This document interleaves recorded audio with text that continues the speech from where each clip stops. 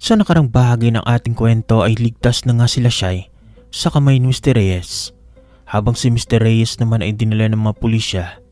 Sobrang nasaktan siya dahil imbis na para kay Leonard, ang bala na tumama ay ang anak niya mismo ang natamaan dahil sa kapabayaan niya. Agad na dinala si Evangeline sa ospital. Samantalang si Leonard naman ay huli na namang isip niya ang kalagayan ng kanyang asawa. Napasabunot pa siya kasi nakalimutan niya mag-ama. Dahil sa pag-aalala kay Evangeline, na magising si Evangeline ay agad niyang hinanap si Leonard. Pero andun si Mark para bantayan siya. Samantalang si Mark naman ay hindi naiwasang kiligin at ngumiti ng matamis pagkalabas ng kwarto ni Evangeline. Unang beses na ito makaramdam sa babae. Samantala sa kabilang banda naman, kagad akong sinalubong ni Nanay Isting ng yakap. Lumuluhan na rin ito tulad ng ginagawa ko. Salamat naman anak, ligtas ka. Uwi ka nito sa akin. Tumutango naman ako rito at kagad nilapitan ang pinakamamahal kong anak na nasa crib.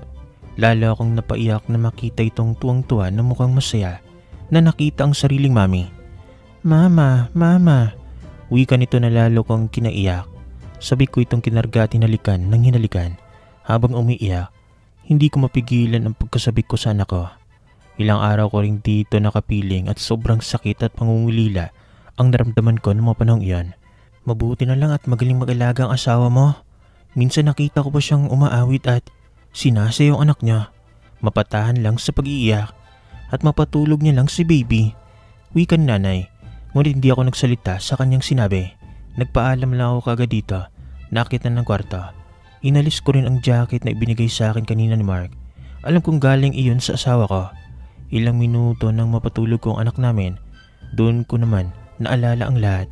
Ang sakit na paulit-ulit na bumabalik sa aking isipan kung paano kakitaan ng pag-aalala ang sarili niyang asawa. Sa Evangeline na iyon, hindi ko rin itago ng mga oras na iyon ang sakit na bumalot sa mata ko na makita ko kung paano niya kargahin ang babae at handa niya pang iwan ako para sa babae.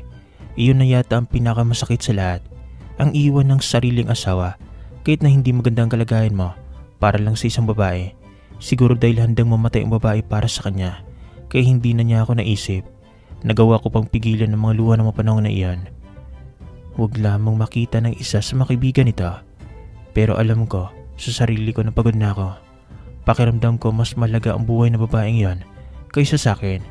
Kagatlabi akong napangiti ng mapait habang patuloy sa pag-iyak. Sobrang sakit ng taong inaasahan mong yayakapin ka pagkatapos ng lahat ng gulo. Iniwan ka lang sa mga kaibigan nito. Hindi man lang niya naisip kung gaano ang paghihirap ko nang mapanang wala ako sa tabi ng anak namin. Nagawa pa ng daddy kong lumaban sa tauhan ng matandang Reyes na iyon nung pinipilit akong magbihis na ganoong kaiksi. Nung mga panahon na iyon, siya lang naisip kong makakapagligtas sa amin. Yes, may kasalanan ang daddy ko sa kanya. Pero sana naman, hindi niya ako idinamay. Sa ginawa niya pag-iwan sa akin doon, parang sinabi na rin niyang hindi ako kahalaga sa kanya. At mas malaga ang Evangeline na iyon. Okay lang naman na mag-alala dahil sinalo nito ang baril na sa kanya sana tatama. Pero iyong gustong kunin ni Mark si Evangeline upang ito lang mismo ang magdala sa ospital. Pero hindi niya ginawa. Doon bumalatay ang sakit sa mata ko at puso ko na parang sinasaksak ng paulit-ulit ng kutsilyo ang puso ko sa sobrang sakit. Lalo pa ako nasaktan nang umalis itong hindi man lang ako nilingon. Nitiningnan kung ayos lang ba ako. Iniwan niya ako roon na parang hindi niya ako asawa. Ilang beses niya ba akong nasasaktan? Siguro oras na para pagbigyan ko naman ng sarili ko. Kailangan kong makapag-isip-isip. Sa ginawa niyang iyon sa akin, isa lang ang masasabi ko. Mas mahalaga ang babaeng iyon kaysa sa akin. This time, ako na mismo ang kusang lalayo sa kanya. I'm so tired of this relationship. Gabi na nang makabalik si Leonard sa mansyon. Pumanik agad siya sa kwarto nila mag-asawa. Hindi niya naiwasang kabahan na hindi niya alam kung bakit. Siguro dahil sa pagkakamali niyang iwan ng asawa dahil kay Evangeline. Gusto niyang pagsusuntukin ng sarili sa maling desisyong nagawa niya.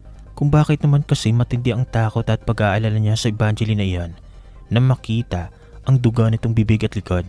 Pakiramdam niya kasi ng mga oras na iyon kapag hindi niya itong dala sa ospital na mabilis ay mawawalan siya ng kapatid na babae na siyang gusto niyang ikamura sa sarili dahil alam naman niyang hindi niya ito kapatid. Hindi niya maintindihan na sa tuwing tinatawag siya itong kuya, bigla siyang nanlalambot na hindi niya maintindihan kung bakit Napakagatlabi siya na makita ang asawa na mahimbing natutulog katabi ang anak namin. Hindi ko matatanggi ang sobrang pangungulila ko rito at pagkamis. Dandahan kong inalis ang nakaharang na buhok nito sa magandang muka at nanilikan ito na mahina sa pisngi. Nakaramdam ako ng awa na makita ko ang pagod na pagod nitong itsura. Hindi ko naiwasang mapakuyom ng kamao dahil sa dinanas itong paghirap at pangungulila sa anak namin. Sisiguraduhin niyang mabubulok ng habang buhay ang Reyes na iyon sa kulungan. Hindi niya ito hayaang makawala pa. Kahit na magbayad o maubos pa ang kaymanan niya, wag lang itong makalaya. Hindi ko man nakuha ang sariling buhay niya, pero titiyakin kong makukulong siya ng habang buhay sa kulungan. Sisiguraduhin kong mararamdaman niya ang buhay na parang wala ng buhay sa loob ng bilangguan. Pagkatapos kong maligo, kagad akong humiga sa tabi ng asawa ko at maigpit itong iyakap sa balingkinita nitong baywang. Hinalikan ko rin ang batok nito. I'm sorry honey. Hayaan mo akong makabawi sa lahat ng pagkukulang ko. I promise last na ito. Sorry kung naidamay kita sa problema ko at galit sa ama mo. Hindi ko kasi alam kung anong gagawin ko ng mga oras na iyon. I'm really sorry. Babawi ako sa lahat. Babawi ako sa inyo ng anak natin. Ano man ang nangyari, walang nagbago sa pagmamahal ko sa iyo. Mahal kita sobra. Kaya ni baby ang buhay ko. I'm really sorry. Kung mali ang nagawa kong iwan ka roon sa lugar na iyon, hindi na ako nakapag-isip ng tama. Alam kong mali ang nagawa ko. Handa akong tanggapin kung sumbatan mo man ako. O magalit ka sa akin o saktan ako. Handa akong tanggapin, magkaayos lang tayo. I miss you so much, my only wife. Mahabang bulong ko rito. Umaasa kong maririnig niya ang lahat ng sinabi ko. Natatakot kasi ako kinabukasan at hindi ko alam kung paano ito kakausapin. Pagdating sa asawa ko, nagbumukha akong duwag na lalaki. Pakiramdam ko wala akong lakas sagutin ito sa lahat ng sasabihin nito. Dahil alam kong marami pananakit ng damdamin ang nagawa ko rito na siyang hindi ko dapat pinaramdam sa kanya. Hindi lang ako makapag-isip ng panahon na iyon, lalo nang malaman ko nakasabot ang sariling ama nito. Para akong mababaliw kakaisip kung bakit ang ama pa ng mahal kong asawa ang kasabot. Hinalikan ko muli ito sa batok bago pumikit ng mga mata. Ramdam ko ang pagdaloy ng luha sa mata ko. Kahit kasi ako, nahihirapan na rin. Kahit kailan hindi ito ang pinangarap ko sa pamilya ko. Gusto ko isang pamilyang masaya at puno ng pagmamahal. Ngunit dahil sa mga nakaraan, nangyari ang hindi ko naasang mangyayari. I'm really sorry for always hurting you, my wife. Please forgive me. Nasasaktan din ako at nahihirapan. I'm sorry. Bigla namang dumaloy ang luwas sa mata ni Shai habang nakapikit. Gusto niyang humakbing ngunit pinipigilan niya at ayaw niyang malaman nito. Nagising pa siya at narinig niya ang lahat ng sinabi nito. Ngunit nakapagpasya na siya kung ano ang mas tamang gawin.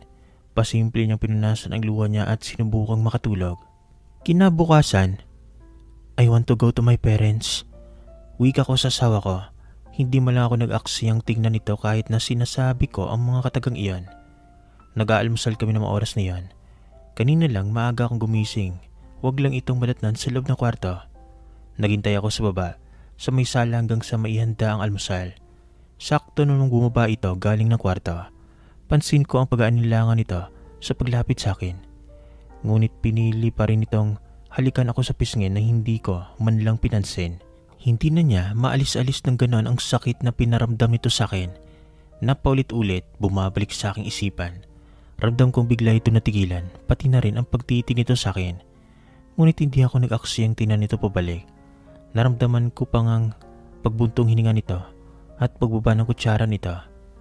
Okay, but we need to talk first. Wika nito. Doon naman ako tumingin dito. Ngunit tinitiyak kong ang mga tingin ko rito ay pawang walang nararamdaman bilang asawa niya. Malamig blanco at walang emosyon. Kailangan ko munang bisitahin ng mga magulang ko. Malamig na turan ko rito. Hindi ko na ito hinintay pang makasagot at kaagad din akong bumangon sa pagkakaupo at umalis kasamang anak ko. Umupo ako sa may sala. Kahit ayaw ko mang magpaalam dito ngunit wala akong magagawa. Lalo na't hindi ako makakalabas na mansyon nito. Napuno ng mga tauhan nito kung walang permiso galing sa asawa niya. Ilang sandali lang na makaramdam ako ng mga yabag na papalapit sa akin. Na mga oras na yun nakatitig lamang ako sa anak namin na kumakalampag sa loob ng crib habang nakangiti. Okay, sasamahan ko na kaya. Wika nito sa likuran ko. Nakapwesto. No need. Kaya naman namin. Besides, alam kong hindi maganda kung makakita kayo kaagad ng daddy ko. Alam kong hindi madali para sa iyo ang lahat ng nalaman mo. Wika ko rito sa pitayo at kinargas bibi Daniel. Tiningnan ko ito. Akmang magsasalita ito nang unahan ko na ito. Hayaan mo muna kami mag-usap-usap ng sarili kong mga magulang. Pagdadahilan ko rito upang payagan ako. Tinatagan ko ang loob ko para makipagsukatan ng tingin dito hanggang sa makita ko ang pambuntong hininga nito bago nagsalita. Ihatid ko kayo kahit sa labas lang ako ng bahay niyo. Tumigil. Basta ihatid ko kayo. Wika nito. Ayaw ko nang makausap pa ito na matagal kaya hindi na lang ako kumibo. Nilagpasan ko na lang ito para umakyat at makapagbihis na. Pagkarating sa tapat ng bahay namin, kagad akong bumaba. Ngunit bago man mangyari iyon, nagtanong muna ito. Anong oras ko kayo susunduin? Tanong nito. Tumingin ako sa labas sa harap ng sasakyan nito. Kita ko sa gilid ng mata ko ang pagtitig nito sa akin. Ngunit hindi ko ito nilingon. Gusto kong magstay sa kanila kahit 3 days lang.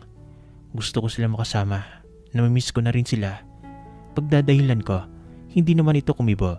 Kaya kagad na akong bumaba. Ngunit hindi pa ako nakakapag-doorbell na maramdaman ko ito sa likuran ko. Pwede bang pumunta rito bukas? Tanong nito na siyang bigla akong ikinalingon dito. Karga ko ng mga oras na yan si Baby Daniel. Bigyan mo ko na 3 araw para makasama sila. Saka ka pumunta rito, please lang. Wika ko na sadyang dininan ko pa ang huling sinabi ko. Ayaw ko kasing mapalpak ang plano ko kapag pumunta ito ng mga araw na yon. Pansin ko ang lungkot sa mga mata nito. At paglunok dahil siguro sa pinapakita kong kalamigan dito. Akmang tatalikuran ko ito nung lumapit ito upang hagkan ang anak namin. Tumingin naman ako sa ibang direksyon. Akmang halik ito sa pisngi ko nang humakbang ako palayo rito. Sige na, umalis ka na. Wika ko sabay doorbell sa bahay ng mga magulang ko. Hindi na ako nag-aksaya pang lingunin ito hanggang sa papasukin ako ng katulong. Pagkapasok ko ay siyang rinig ko na sasakyan ito paalis. Kagat labi akong pumasok sa loob. Naroon ang mga magulang ko at mabilis akong sinalubong. Hindi ko naman itago ang sakit na kanina ko pa pinipigilan. Umiyak ako sa harapan ng mga ito. Kagan namang kinuha ng mayordomong anak ko at mahigpit akong niyakap nila mami at daddy. Lumuluhan na rin ang mga ito. I'm sorry anak, kasalanan ko ang lahat. Hindi ito mangyayari sa inyong mag-asawa kung hindi sa gagawin ko. I'm really sorry anak. Garal-galami ka ni daddy. Hindi naman kasi lingid sa daddy ko kung paano ako nasaktan nang iwan ako ni Leonard noong mga panahon na nasa lugar kami ng matandang Reyes na iyon. Don't blame yourself, Dad. Tulad ng sinabi mo, at Reyes na iyon, hindi mo gusto mga nangyari noon. Nangyari na iyon, hindi na rin maibabalik pa ang dati. Kung talagang mahal niya ako, sana hindi niya ako tinatrato ng ganoon. Ang sakit, sobrang sakit. Sana pala hindi na lang siya pumunta roon kung ipapamukha lang niya sa akin na parang hindi naman talaga ako ganoon kalaga bilang asawa niya. Umiiyak ng wika. Sabi ko sa sarili ko, iiyak ako mag-isa sa loob ng kwarto na walang makakita. Pero hindi ko na nakayanan pa at ito umiiyak sa harapan ng mga magulang ko. I'm so sorry anak. Wika pa rin ni Dad. And mami ko naman lumuluha rin habang nakatitig sa akin. Kitang-kita ko rito, naawa siya sa kalagayan ko. Hinaplos-aplos rin nito ang mahaba kong buhok. Alam kong nakwento na ni Daddy ang lahat kay mami. Nasa kwarto ako ng mga oras na iyon nang tinawagan ko ang taong may alam sa plano ko. Nakanda na bang lahat? Tanong ko sa kabilang linya. Oo besh, kaya lang hindi mo ba ito ipapaalam sa mga magulang mo? Baka madamay sila. I mean baka pag-isipan sila ng asawa mo na sila may pakana. Sunod-sunod na tanong nito. Don't worry, may gagawin naman ako para hindi niya paghinalaan ng mga magulang ko. Sagot ko sa kabilang linya hanggang sa nagpaalam na rin ako. Isang araw ang lumipas na gawa kong mag-withdraw ng napakalaking pera para sa plano kong pagluwas ng Pilipinas. Sa araw na lumipas, hindi ako nag-aksayang sagutin ang tawag ng asawa ko. Tinitext ko na lang ito upang hindi pumunta sa bahay ng mga magulang ko. Mag-ingat ka anak ha. Sana magkaayos na kayo ng asawa mo. Sana bumalik na ang magandang pakikitungo niya sa'yo. Wika ni mami. Napakagatlabi ako sa tinura nito. Mabigat man ang pakiramdam na iwan ang mga ito na walang nalalaman sa mga plano ko. Ngunit kailangan. Gusto ko munang mapag-isa. Yung walang nakakaalam. Isa man sa kanila, I need space. I want to feel na parang nasa malaya ako at walang mabigat na dinadala. Gusto ko ring may baguhin sa sarili ko na hindi ko nagawa noon. Finally, you're here. Let's go. Yaya nito sa akin. Habang nakaupo sa loob ng eroplano, hindi ko naiwasang mapaluwa. Ngayon pa lang na-miss ko ng asawa ko.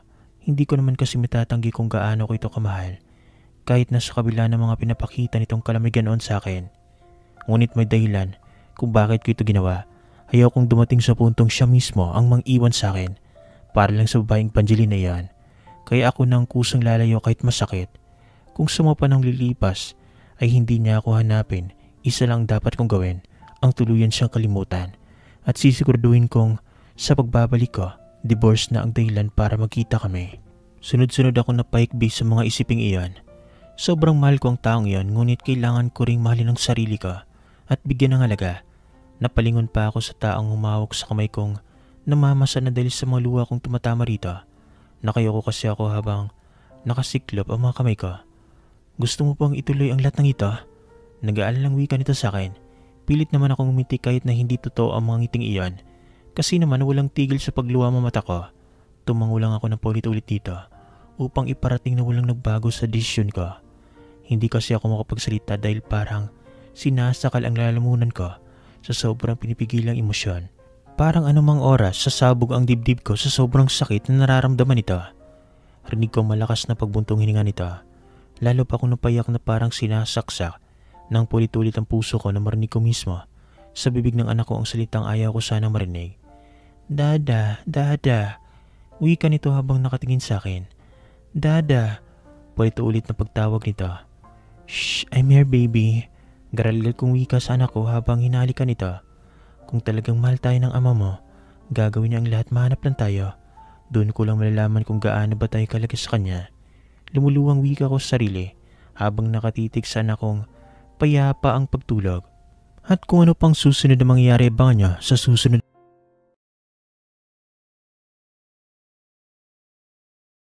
Sa nakarang bahagi ng ating kwento ay labis ang lungkot na nadarama ni Shai. Dahil nga mas inuna ni Leonard si Evangeline at iniwan nga niya itong si Shai pati ang kanyang ama na hindi nag-iisip. Kaya may malaking impact ito kay Shai. Kaya naman humantong sa isang mabigat na desisyon kung saan balak na niyang layuan si Leonard at pagbigyan ng sarili. Ano kaya mangyayari sa relasyon ng dalawa? Maagapan pa kaya? Magkakayos pa kaya?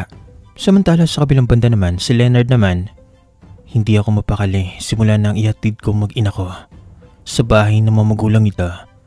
Hindi ko maintindihan kung bakit nakakaramdam ako ng kakaibang takot, lalo na makita ko ang kalamigan at walang emosyon nitong mga mata at muka. Bala ko sana itong kausapin ngunit tulad ng sinabi nito, gusto muna nitong makasama ang mga magulang. Kaya kahit ayaw ko man na mawala ito sa akin ng ilang araw pati ng anak namin, wala rin akong nagawa kaysa naman magalit ito ng tuluyan sa akin. Alam ko namang galit ito sa akin. Sadyang tinatago lamang nito o pinipigilan na siyang ayaw kong makita sa kanya. Mas gusto ko pang awayin niya ako o sigawan at pagsalitaan na masama. At least nalaman ko ang saloobin niya, hindi katulad nito na dinaan niya sa pagiging formal at tahimik. Masakit man sa pakiramdam ang pinapakita nito sa akin ngunit hindi ko rin ito masisisi. Ang laki kong tanga kung bakit naman kasi nagawa kong bagay na iyon sa asawa ko. Kailangan kong maghintay na 3 araw. Saka ako pupunta na mansyon nila. Kailangan ko na maayos ang anumang hindi namin pagkakanuan. Pipingwi ka ko sa sarili. Nasa opisina ako ng mga oras na yan. Ayoko namang mamalagi sa mansyon at mas lalo ko lamang mamimiss ang mag-ina. Hanggang sa marinig ko ang katok kasabay ng pagbukas ng pinto nito. Walang iba kundi ang mga kaibigan ko. Kapag sila kasi ang bisita ko, hindi na kailangang ipaalam pa sa akin ng sekretary ko. Kamusta? Bungad sa akin ni Mark kasabay ng pag-upo nito kasama sila Dance, Kit at Beans. Not good. Ang laki kong tanga kung bakit iniwan ko ang asawa ko sa lugar na iyon para lang kay Evangeline. Wika ko sabay timbagang. Kaya nga sinabi ko sa iyong ako na ang magdadala sa kanya eh. Ayaw mo naman. Pakiramdam ko tuloy, mas mahal mo pa si Evangeline kaysa sa asawa mo. Wika ni Mark. Pansin kong biglang nagsitinginan mga kaibigan namin sa kanya at pagkatapos sa akin tumingin, tinapunan ko naman nang nagbabantang tingin si Mark dahil sa sinabi nito. Alam naman niya na di ko magagawang lokohin ang pinakamamahal kong asawa. Kahit kailan hindi ko nagawang tumingin sa ibang babae simula nang dumating siya sa buhay ko. Kahit naman sinong asawa iyon ay iisipin. Sino ba naman ang matinong asawa na iiwan ang wife para lang sa babaeng kakilala lang? Wika pa ni Mark na siyang hindi ko nakibuan. Tama naman ito kung bakit kasi hindi ko naisip ang bagay na iyon. Pakiramdam ko gusto kong umiyak dahil sa sakit na naiparamdam ko sa asawa ko. I didn't mean to hurt her. Mas lalo tuloy akong nakukonsensya sa nagawa ko. Gusto ko mang ibalik ang pangyayari, ngunit hindi na mangyayari ang bagay na iyon. So I'm sure hindi kayo magkasundo ngayon. Wika naman ni Vince. Napabuntong hininga naman ako ng marahas dahil sa bigat na nararamdaman ko. Kasalanan ko ang lahat. Hindi ko naisip mga bagay na iyon. Nakakainis. Galit na wika ko sarili. Ngayon na sa bahay siya ng magulang niya. Gusto niya manatili roon na 3 araw. Gusto ko ngang puntahan roon kinabukasan, ngunit ayaw niya. Pagkatapos na lang doon ng 3 araw, kapag susundin ko na raw sila, mabigat na wika ko sa mga ito. Nasaktan talaga iyon, dude. Kahit naman kasi sinong asawa, kung iiwan mo para lang sa ibang babae, masasaktan talaga ng sobra. Lalo na't hindi maganda ang lagay ng asawa mo noon. Wika naman ni Kit. Lalo tuloy bumigat ang pakiramdam ko sa mga pinagsasabi ng mga ito. Bakit kasi hindi niyo ako pinagsabihan ng mga panahong iyon? Alam niyo namang hindi na ako makakapag-isip na maayos. Hindi nag-aagaw buhay si Evangeline. Lalo na hindi ko naman kayang hayaan iyon doon. At nagawa pa niyang saluin ang bala na dapat sa akin. Biglang sisi ko tuloy sa mga ito. Kaya nga bigla akong lumapit sa iyo para kunin si Eva. At ako na ang magdadala sa kanya sa ospital. Pero pinigilan mo ko. Hindi mo yata napansin na may gusto pa akong sabihin sa iyo noon. Ngunit nagmamadali ka sa pag-alis at napakaseryoso na mukha mo. Alam mo naman na kapag ganoon na ang itsura mo, hindi ka na namin mapipigilan sa lahat ng balak o desisyon mo. Gusto ko sanang sabihin sa iyo na unahin mo ang asawa mo. Kaya lang ayon, para kang kidlat sa pagmamadali. Daig pang asawa mo ang nabaril Mahabang linta niya ulit ni Mark. Huwag niyo na akong sisihin po ba? Biglang irita kong wika. Lalong lumala ang konsensya ko sa lahat na nangyari. Lalo na sa mga pinarealize pa naman ito sa akin na siyang nagpabigat sa dibdib ko. Kailangan ko makagawa ng paraan. Ngunit ilang beses na niyang tinatawagan ang asawa, ayaw sagutin ang tawag na lalong ikinakatakot. Mabuti na lang at nagagawa nitong mag-text. Suyuin mo ulit ang asawa mo, dude. Mali. Ligawan mo ang asawa mo, hindi tulad noon. Inangkin mo kagad siyang asawa Hayaan mong maranasan niyang ligawan bilang isang babae. Kung gusto mo talagang may balik ang pagmamahal niya sa iyo at sama niyo bilang mag-asawa. Nakangising wika pa ni Mark. Pansin ko rin at pangiti rin ang ilang mga kaibigan namin. Tama nga naman ito. Hindi ko naipirana sa asawa ko ang ligawan mo lang ito. Dahil kagad ko itong inangkin na asawa. Siguro ito ng tamang panahon upang manligaw sa asawa ko. Kailangan kong bumawi at iparamdam dito ang tunay kong pagmamahal. Ayos lang kung pahirapan niya ako. Mas worth it nga yun Ang malaga magkaayos at may balik lang ang pagsasama naming dalawa. Yep, tama si Mark, dude. Ligawan mo asawa mo para naman kiligin at maranasan ang maligawan bilang isang babae. Wika naman ni Dance. Tumungot-tango naman ako sa mga ito at nagpasalamat. Halata talaga sa mga ito na maghahagaling sa mga chicks. Alam na alam kung paano pamuhay ng isang babae. Siguro oras na rin para ipakita ang karisma pagdating sa babae. Pero syempre sa asawa ko lang yun gagawin. Bala kong sundin ito pagkatapos ng 3 araw na may dalang bukay na pinaghahalos sa kulay puti at pula. Bala ko na rin patawarin ang ama nito. Total hindi naman ito kagustuhan ang nangyari at hindi na rin naman may babalik pa ang buhay ng mga magulang ko. Sapat nang magbayad ang Reyes na yon. Sa kagagawan niya, siya naman talaga ang nagbalak ng lahat dahilan para mamatay ang mga magulang ko. Ilang sandaling katahimikan nang biglang magsalita si Vince. So dude, hindi ka ba nag-aalala nang nabaril si Evangeline? Kasi ang kaibigan nating si Leonard, sobra sa pag-alala Sabi mo nga daig pang asawa niya. Ikaw, hindi mo ba iyon naramdaman? Panunukso bigla ni Vince kay Mark na siyang inatigil ito. Bigla ring napako ang paningin namin dito. Pansin namin na mumula ang tenga nito. Bakit naisama ko sa usapang iyon? Pag-iwas na tanong nito. Come on dude, kilala ka namin. Unang beses kang magka-interes sa isang babae. Special interest na hindi katulad sa mga babaeng ikinakama natin. Pansin din namin na hindi ka na napapadalas sa bar para kumuha ng babae. So dahil ba ito kay Miss Eva? Panunukso pa rin ni Vince. Pansin na namin ang pamumula ng tenga nito. Lihim naman akong napangiti sa itsura na matalik kong kaibigan. Hindi naman kasi nito mitatago ang totoong nararamdaman nito kay Eva. Dilalata naman dito. Stop talking nonsense, Vince. Wika ni Mark. Ganito ito kapag nainis na. Tinatawag na nitong pangalan maliban sa akin na mas sanay itong tawagin ang pangalan ko kaysa dude. Narinig ko naman ang halakhakan ng mga kaibigan namin na sinabayan ko lang ng kaunting ngiti. Hindi ko magawang magsaya lalo na't may dapat akong gawin para sa amin ng asawa ko. Saka na ang pagsasaya kapag maayos na kami ulit. Okay, sabi mo ang totoo niyan, tayag po si Evangeline kaya masaya akong wala kang gusto sa kanya. Magkakaroon ako ng pagkakataon para ligaw. Naputol si Vince sa pagsasalita na biglang tumayo si Mark. Nagbitiw pa ito ng maras na buntong hininga bago tumalikod palabas ng opisina ko. Saka naman, tumawa si Vince na sinabayan ng dalawa. Bingo!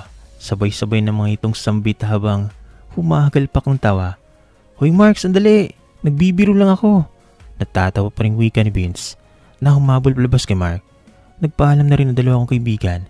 Iling-iling naman ako pagkalabas ng mga ito. Kunwari pa kasi ang kaibigan ko Halata naman na may gusto kay Evangeline. Ayaw lang siguro nitong aminin ng isang womanizer in love ng ganon kabilis.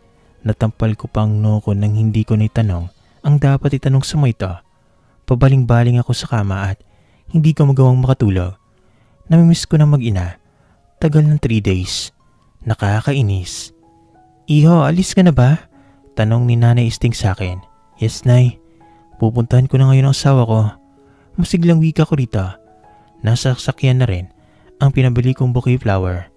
Napagwapo pa ako para sa unang pag-akyat ligaw dito. Bala ko kasing ligawan nito sa mismong bahay ng magulang nito. I wanna treat her like a teenager. Liligawan ko ito hanggang sa makuha ko ulit ang matamis itong oo. Sa isiping iyon, hindi ko maiwasang kiligin. Parang bumalik ako sa mga panahong nagbibinata. Ganun ba anak? Wika lang to sa akin. Sabay abot ng isang sobre na siyang ikinakunot na ako. What is that, Nay? Tanong ko habang abala sa pag-ayos ng relo ko. Galing yan sa asawa mo. Ibinigay niya sa akin bago siya pumunta ng bahay ng magulang niya. Sabi niya sa akin ibigay ko raw sa iyo pagkatapos ng 3 araw.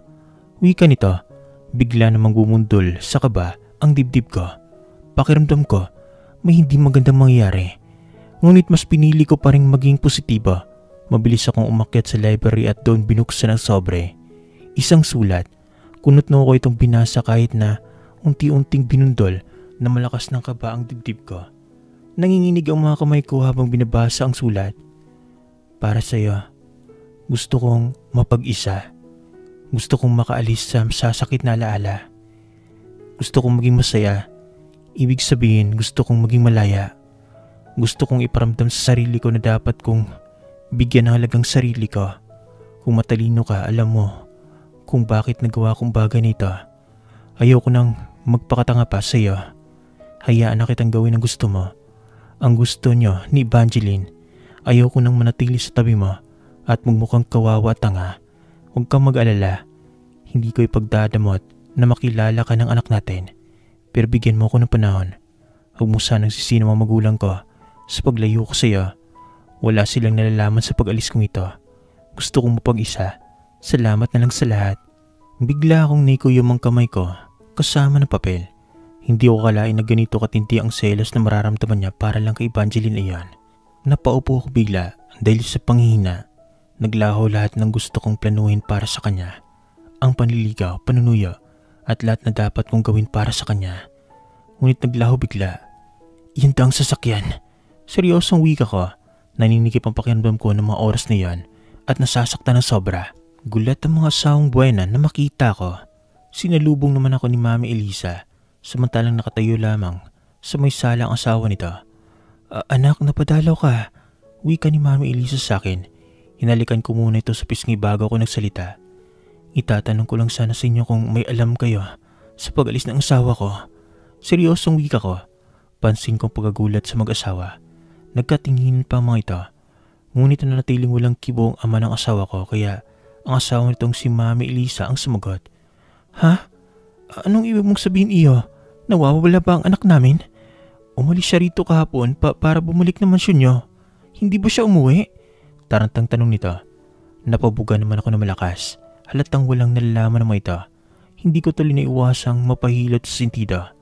Ngayon pa lang nababahala na ako kung saan ko ito hanapin. Nag-iwan siya ng sulat kay Nanay Isting. Umalis siya. Akala ko may alam kayo kaya pumunta ako rito. Wika ko sabay buntong hininga. Sige ho, mauna na ako. Hanapin ko ang asawa ko. Kung saan siya pumunta. Paalam ko kay Mami Elisa. Hindi ko naman kasi magawang kausapin ang asawa nito. Hindi ko na rin hintay pang makasagot si Mami at tuloy-tuloy na akong lumabas. Kailangan ko na mahanap ang asawa ko. Hindi maaring patagalin ko pa ito. Kahit saan siyang sulok ng mundo pumunta, hanapin at hanapin ko pa rin siya. Ngunit hindi pa ako nakakapasok sa sakyan na marinig ko ang boses ng ama ng asawa ko. Iho, wika nito. Lumingon naman ako sa gawin nito. Kita ko ang pag-alangan dito at kalungkutan sa mga mata. Pwede ba tayong mag-usap sandali? Tanong nito. Ilang segundong duman bago ko nagawang tumango rito. Pumunta kami sa likod bahay ng mga ito, kung saan naroroon ang swimming pool nila. Alam kong galit ka sa akin pero sana maniwala kang hindi ko kagustuhan ang mga nangyari noon. Sana mapatawad mo ko at nakikiusap sana ako sa iyo na huwag mo nang idamay ang anak ko sa galit mo sa akin. Handa kong tanggapin kung ipakulong mo ko. Huwag mo lang sanang tatruin ang anak ko na ganito. Wika nito. Na siyang ikinalingon ko rito sa uling sinabi nito. Parehas kasi kami nitong nakatayo at nakatingin lamang ako sa kawalan habang pinapakinggan nito. Nabaling lang tingin ko rito dahil sa binanggit nito sa uling salita. Malungkot itong nakatingin sa akin. Kung hindi mo alam kung gaano nasaktan ang anak ko nang iniwan mo siya doon sa lugar ng Reyes na iyon, masama ang lagay niya noon. Pero iniwan mo siya at mas inuna mo pa si Evangeline na iyon kaysa sa asawa mo. Wala man akong karapatan magsalita sa iyo ngayon na ganito. Pero sana, hindi mo tinatrato ng gano'n ang asawa mo. Hindi mo alam kung gaano siya nasaktan ng mga panahong iyon. Kung kailan kailangan ka ng asawa mo, saka mo naman ginawa ang bagay na iyon. Nahigit masakit sa mga kababaihan nang iwan ng taong mahal nila para lang sa ibang babae. Lalo na't asawa mo siya. Mahabang wika nito. Lalo tuloy dumobling kirot at konsensya sa puso ko. Hindi ko kalain na ganito ang impact na nagawa ko para sa asawa ko. Hindi ko magawang makapagsalita dahil tama naman ito. Mali ang nagawa ko sa asawa ko. Pakiramdam ko naninikip ang lalamunan ko sa pinipigilang emosyon. I have to go.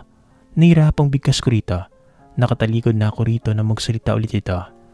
Hayaan mo muna siya. Wika nito na siyang ikinalingon ko ulit dito na may kasamang kunot na. Kung nasan man ang anak ko ngayon, hayaan mo muna siya. Bigyan mo siya ng kaliyaan para sa sarili niya. Hayaan mong kalimutan niya ang masasakit na inaipiramdam mo sa asawa mo. I did not say na pakawalan mo na siya. Ang akin lang, sakali mong malaman mo kung nasa na mag-ina, bigyan mo siya ng kahit 1 taon para sa sarili niya. Para makalimutan ang masasakit na nakaraan. Saka kayo magsimula ulit. Huwag kang mag-alala. Sa loob ng 1 taon, pakiusap ko sa iyo, tinitiyak kong hindi ka niya makakalimutan. Mahabang wika nito. Hindi naman ako nakakibo hanggang sa tapikin itong balikat ko at umalis sa harapan ko. Tulala naman ako habang nasa biyahe. Hindi ko alam kung kakayanin ko ba ang 1 taong hindi magpakita sa asawa ko. Baka tuluyan ako nitong kalimutan kapag ginawa kong bagay na yan. Pero siguro tama naman ang manito. Kailangan ko muna sigurong bigyan ng panahon ng asawa ko upang makalimot ito sa lahat ng sakit na naipadama ko sa kanya. Saka ko ulit magpapakita sa kanya at manliligaw. Magsimula ulit sa umpisa na wala ng sama ng loob o hinanakit. Yung kakalimutan ng mga nakaraan na siyang naging dahilan ng pagiging ganito namin sa isa't isa. Pero kailangan ko munang malaman kung nasaan siya.